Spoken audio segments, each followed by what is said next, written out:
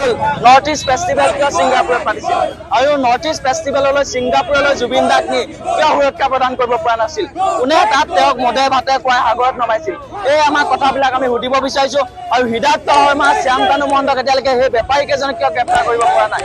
এই হৃদাৰ্থ শৰ্মা আৰু শ্যাম কানু মহন্তক কিয় গ্ৰেপ্তাৰ কৰিব পৰা নাই সেইটো আমাৰ প্ৰথম প্ৰশ্ন চৰকাৰ তথা প্ৰশাসনলৈ আমি ছাত্ৰ মুক্তি সংগ্ৰাম সমিতিৰ লগতে আজি শিৱসাগৰ ছাত্ৰ সমাজ আজি শিৱসাগৰ দৌলমুখ চাৰিত আজি প্ৰতিবাদ সাব্যস্ত কৰিছো আৰু আজি আমি এই প্ৰতিবাদৰ জৰিয়তে অসম চৰকাৰ তথা প্ৰশাসনক এটা কথা অনুৰোধ জনাব বিচাৰিছো এই গোটেই ঘটনাটো চিবিআই তদন্ত লাগিব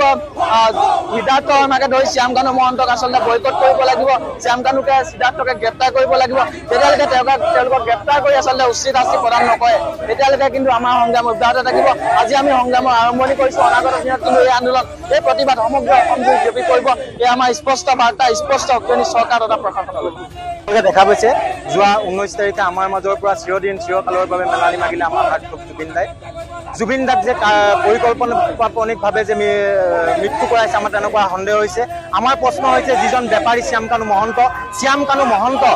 কিয় জুবিন দা অসুস্থ থকা অৱস্থাটো অসমৰ পৰা তেখেতক ছিংগাপুৰলৈ নিয়া হৈছিল কিয় জুবিন দা শ্যাম কানু মহন্তৰ কি ফেষ্টিভেল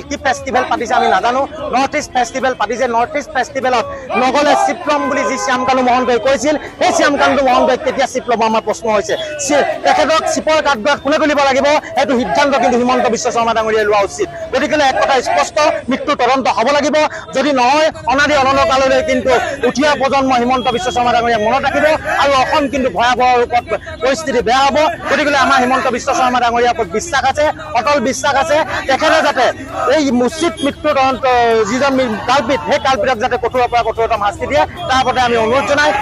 এটাই কৈছো জুবিন দা আছিল জুবিন দা আছে জুবিন দা অনন্তকাললৈ আমাৰ হৃদয়ত থাকি যাব।